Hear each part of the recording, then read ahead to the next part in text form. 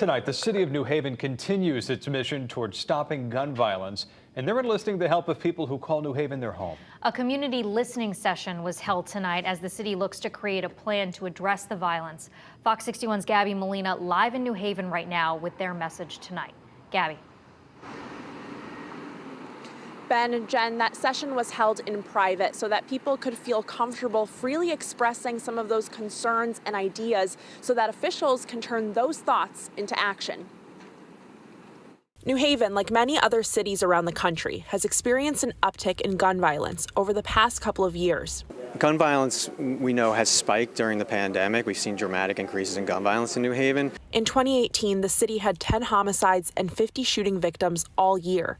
Last year, there were 25 homicides and more than 100 shooting victims. We hear sometimes a sense of hopelessness, we hear frustration, and we hear a lot of fear. People are afraid to let their children play outside. Just this week, State Senator Gary Winfield's New Haven home was hit by gunfire during a shooting. A 33-year-old man was shot while walking by.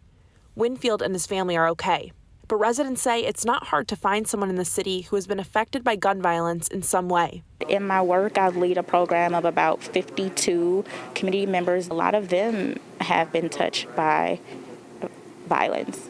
That's why officials want to hear from the community.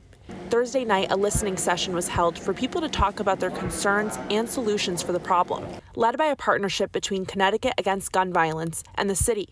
The information from the sessions will be used to create a blueprint for the new Office of Violence Prevention. So having the input of community members to share their own experience about their own story, I think adds not only just a kind of overall color to what's going on, but can shed some light on things that the folks that are sitting behind a desk may not have thought about.